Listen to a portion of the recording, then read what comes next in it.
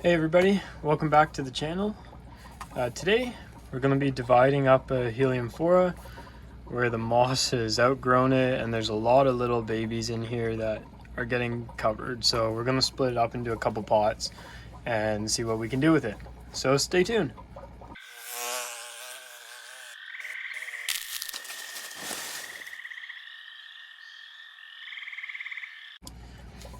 Alright, so let's get straight into this.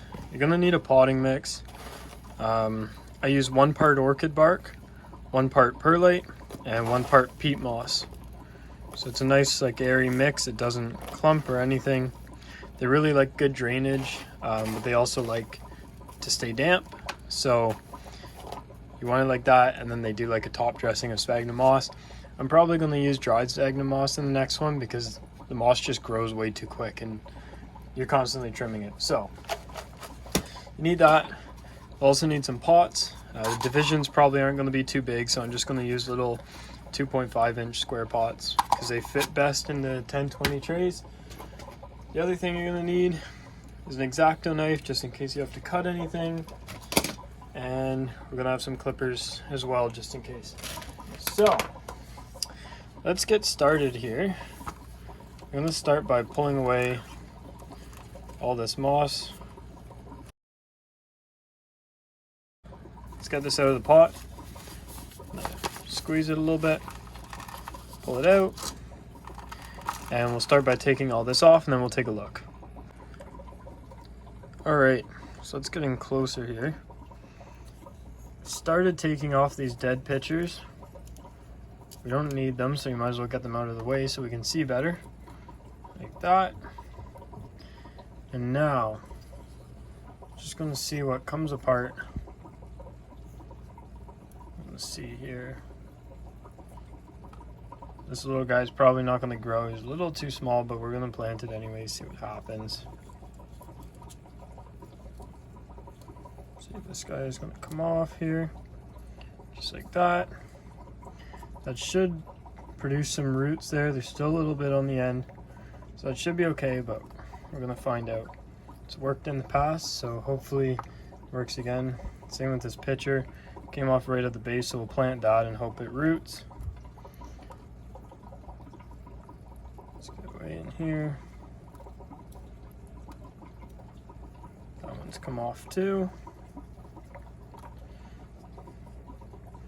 Now it's very stressful pulling these apart because they're pretty slow growing plants, so it would suck if you took it all apart and couldn't get them to grow. So we're just hoping for the best here. I don't know if I really want to go any further with this one. As you can see, there's kind of one solid rhizome there, so it's going to be pretty hard to split that up again. But let's see. You know, worst case, we keep the one plant. So I'm going to actually get the X-Acto knife now. I'm going to really carefully sterilize this with alcohol before, just in case. We're going to really carefully go in here. See if we can break that off.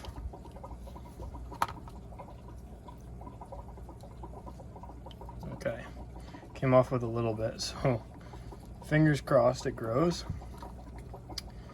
But worst case, we get left with a smaller plant. So got a few little pieces pulled off here. Unfortunately, not many of them have roots. Well, actually, none of them do except for the main one. But that's just how it goes. I don't know if this little one will take. Same with that pitcher. I don't know if that's going to root, but we're going to try because I know you can root the pitchers. But yeah, okay. Without talking anymore, let's get these planted. So we're just going to make like a little hole there. There's not much to it, so we don't need a big hole. We're just going to sit it in there. Just gently tap it down. It'll be a little bit wobbly, but when we come back and put the top layer of sphagnum moss, that'll hold it in place, and we'll be okay.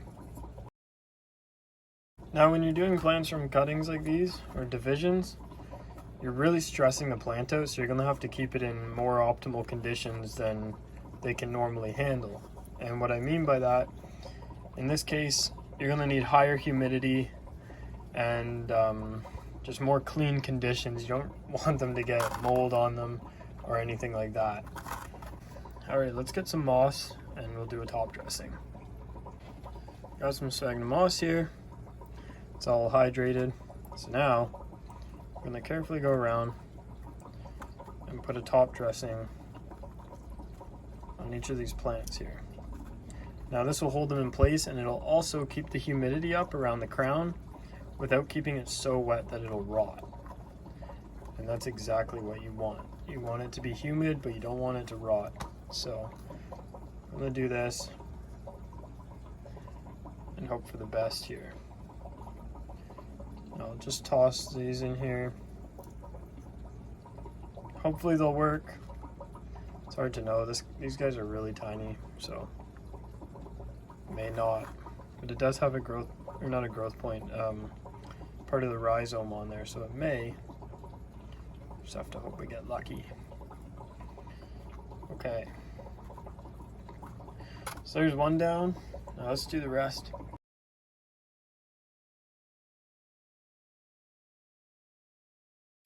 Okay, and that's it. So now what we're going to want to do with these is we're going to put them back in our trays that are covered with the domes to keep the highest amount of humidity in there, because we want these to have a really high amount of humidity so they don't have to worry about water drying out, anything like that, and just focus on getting the roots. So we really want these guys to take root, so we got to take really good care of them. So we're going to put them back in the dome, and I'll show you what I mean by that. And that's pretty much it. So I actually have a few things to organize before I can put them back in the domes, but this is what I mean by the domes. We put them in a tray like this, and we're going to sit them in a little bit of water and keep them really humid in these domes until they can root. And then I just leave them in here because they like high humidity. So I'll just keep these vents more closed until they get roots and they start to grow, and then I'll open them a little bit to allow some airflow, and that will be that. So thanks so much for watching, guys. I really hope this helped you, and I really hope these guys take root. Heliamphoras, a lot of people are nervous to break them apart, but they're just like a lot of other carnivorous plants, where as long as you have a piece of the rhizome, they should take root if they're under the right care and they don't get infected with some sort of fungus. So let's hope for the best here. That's all for now. Thanks so much for watching. If you haven't already, please subscribe. And as always, stay outdoors, be botanical, keep your hobbies, and I'll see you in the next video.